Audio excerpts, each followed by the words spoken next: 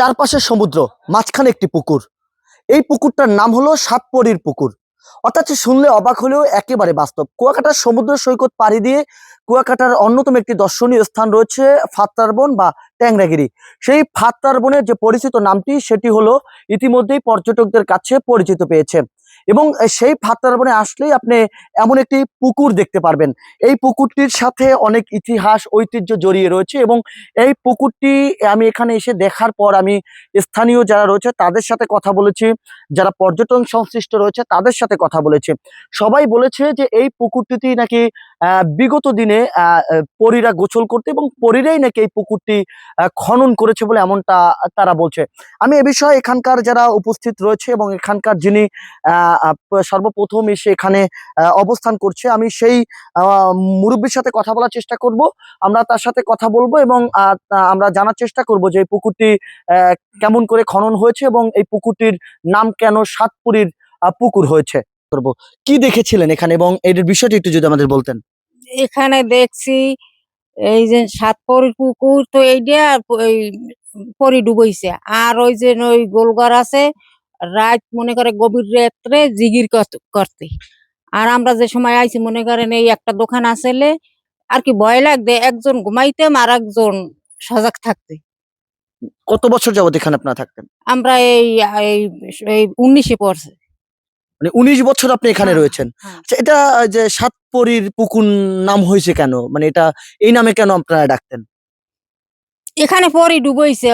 আর আব্বু এই 19 বছর আর আমি আইছি এই 17-তে পড়ছে। কখনো কি চোখে দেখছেন? হে দেখছে।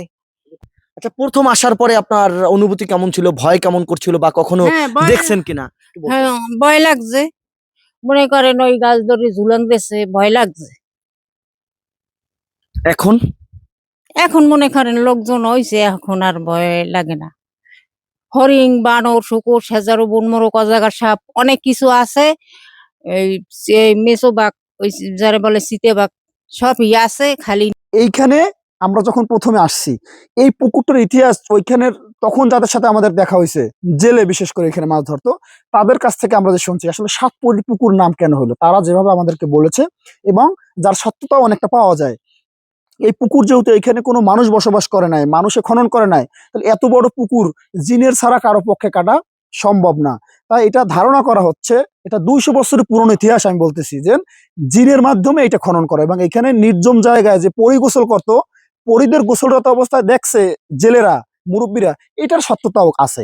তো সেই থেকে হচ্ছে এই জায়গাটা পরির পুকুর নামে আসলে পরবর্তীতে নামকরণ করা হয়েছে। এবং পরি দেখছে এরকমের মানুষদের সাথে আমরা কথা বলেছি যারা সশরীরে সচক্ষে দেখছে জিন পরি। আবার অনেক সময় রাত্রবেলা এখানে শুরুতে যারা থাকছে, এখানে এখন যারা আছে তারা বলছে যে রাত্রে অনেক শব্দ শোনা যায়, বিভিন্ন ধরনের জিকির আজকার করে, এইরকমেরই বিভিন্ন অভিজ্ঞতা তাদের কাছ থেকে আমরা শুনেছি। তবে এখন বর্তমান পরিবেশে অতিরিক্ত পর্যটকদের আনাগোনা বা সচরাচর মানুষজন এবং ইন্টারনেট বিভিন্ন প্রযুক্তি ব্যবহার হওয়ার ফলে এই জায়গাটা কিন্তু আগের মতো আর সেই জিন পরির জায়গা নাই, তবে নামটি কিন্তু স্মৃতি হিসাবে রয়ে গেছে। এবং এই পুকুরটার যদি আরেকটা বৈশিষ্ট্য বলি, আপনি দেখবেন সমুদ্রের পানি কিন্তু 6 মাস মিষ্টি থাকে, 6 মাস লবণাক্ত থাকে, বিশেষ করে এই মৌসুমটা কিন্তু লবণ। কিন্তু এই পুকুরের পানি কিন্তু 12 মাস মিষ্টি থাকে। এইটা যে বন্য প্রাণী যারা রয়েছে তারা কিন্তু এই পানি খেয়ে কিন্তু এখানে জীবন বাঁচায় এবং পাশাপাশি এখানে যারা থাকে তারাও এটা ব্যবহার করে। এখন টিউবওয়েল বসানো হয়েছে, আগত পর্যটকদের সেবার জন্য এখানে ওয়াশরুমের ব্যবস্থা হয়েছে, নামাজের জন্য মসজিদের ব্যবস্থা হয়েছে। টোটাল একটা পরিবেশ, ইকো পর্যটনের যে একটা পরিবেশ, সেটি কিন্তু এখন বাংলাদেশ সরকারের পক্ষ থেকে আমাদের যে বন বিভাগ রয়েছে, বন বিভাগের তত্ত্বাবধানে কিন্তু এটা করা হয়েছে। আমরা এখানকার একজনের সাথে কথা বলছি এবং একজন পর্যটন কর্মী যিনি কুয়াকাটায় পর্যটকদের সেবা দিয়ে থাকে, আমরা তার সাথেও কথা বলেছি। তাদের মুখ থেকে যেটা জানতে পেরেছি, বিগত আমলে এই পুকুরটি যেমন এখানে একসময় কোনো লোকজন থাকতো না, কোনো মানুষের আনাগোনা থাকতো না, তারপরেও কিন্তু এই পুকুরটি ছিল। শুধু এই পুকুরটি নিয়ে এই ফাত্রার বন ঘিরে কিন্তু আরো 7টি পুকুর রয়েছে। সব মিলিয়ে কিন্তু এই পর্যটকদের বিনোদন দেওয়ার জন্য, পর্যটকদের আনন্দ বিনোদন দেওয়ার জন্য এবং পর্যটকদের ন্যাচারাল পরিবেশ দেখার জন্য কিন্তু কুয়াকাটা সমুদ্র সৈকত পাড়ি দিয়ে এই চারদিকে পানি, মাঝখানে এই দ্বীপটি কিন্তু এখন ইতিমধ্যেই জনপ্রিয় পর্যটন স্পট নামে পরিচিত পেয়েছে। আপনাদের সাথে আমি ছিলাম জাহিদুল ইসলাম জাহিদ, খবর কুয়াকাটা।